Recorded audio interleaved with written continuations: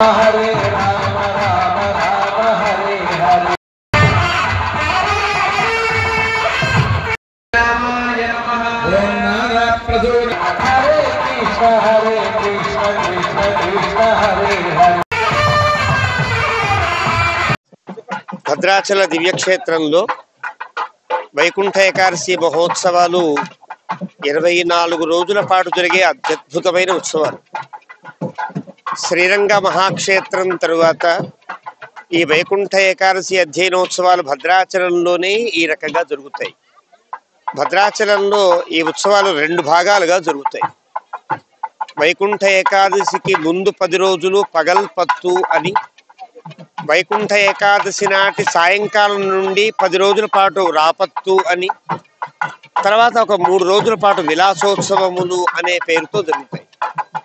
ఈ పగల్పత్తు ఉత్సవములలో రామచంద్ర మహాప్రభువు రోజుకొక్క అవతారంతో ఇలాగా తిరువీధులు వస్తారు.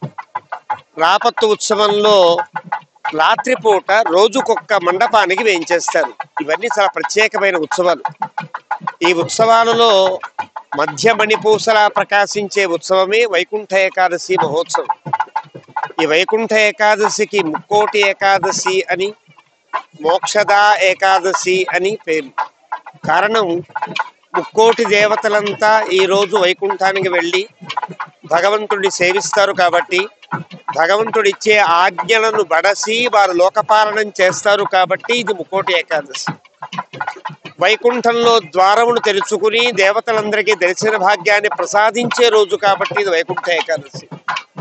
ఈరోజు ఎవరైతే ఇలా విష్ణు ఆలయములలో వైకుంఠ ద్వారం దగ్గర భగవంతుడి గరుడ వాహనం మీద సేవిస్తారో వాళ్ళందరికీ మోక్షాన్ని ఇచ్చే ఏకాదశి కాబట్టి ఇది మోక్షదా ఏకాదశి.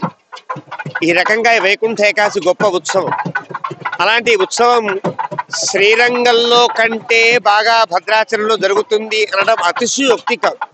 కారణం, శ్రీరంగ క్షేత్రంలోనేమో ఉత్తర ద్వారంలో నుంచి దేవుడు లోపలికి వెళతాడు, దేవుడి వెంట భక్తులంతా వెళతారు. కానీ భద్రాచలంలో అట్లా కాదు. ఉదయం 5 గంటల నుంచి 6 గంటల దాకా ఉత్తర ద్వారమాసీనం అని అంటారు. గరుడారూఢ విష్ణోస్తు సేవా మోక్ష ఫలప్రద. ఎవరైతే గరుడ వాహనం మీద వేయించేసి ఉన్న రామచంద్ర ప్రభువుని వైకుంఠ ద్వారంలో సేవిస్తారో వాళ్ళకి మోక్షాన్ని కలిగిస్తాడు భగవంతుడు అని పాంచరాత్ర ఆగమ శాస్త్రం చెబుతుంది. అలాగా ఒక గంట పాటు ఆ ద్వారం దగ్గరే ఉండి ఆ ద్వారంలో సేవించే వారందరికీ సానుకూలంగా ఒక అద్భుతంగా గంట సేపు ఒక ప్రత్యేక ఆరాధన, ప్రత్యేకమైనటువంటి విన్నపములతో, ప్రత్యేకమైన పూజా విధానంతో రాముడు ఇక్కడ ఈ ఉత్సవాన్ని స్వీకరిస్తాడు. ఈ ఉత్సవంలో ఉండే ప్రత్యేకత, ఈరోజు ఒక అష్టోత్తర నామంతో రాముడిని అర్చిస్తారు. ప్రతిరోజు చేసే అష్టోత్తరం వేరు, ఈ ఒక్కరోజు చేసే అష్టోత్తరం వేరు. ఆ అష్టోత్తరాన్ని రామ షడక్షరీ సంపుటిత అష్టోత్తరము అని అంటారు.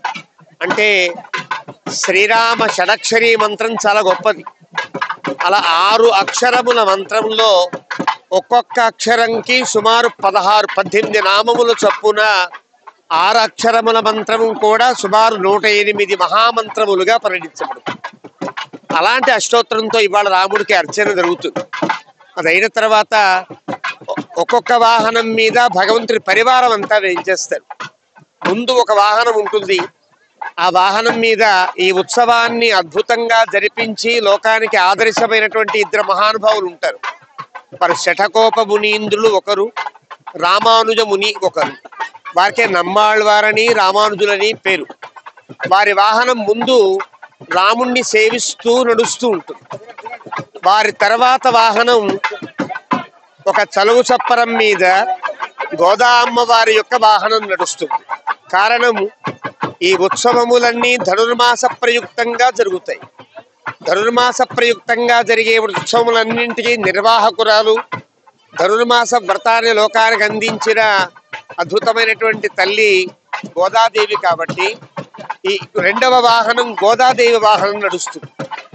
ఆ తరువాత హనుమద్వాహనం మీద లక్ష్మణస్వామి వేయించేసి ఉంటారు. అంటే ముందు లక్ష్మణుడు నడుస్తూ ఉంటాడు, మధ్యలో సీతమ్మ తల్లి సీత మధ్యే సుమధ్యమా అని సీతమ్మ తల్లి గజవాహనం మీద వేయించేసి ఉంటుంది.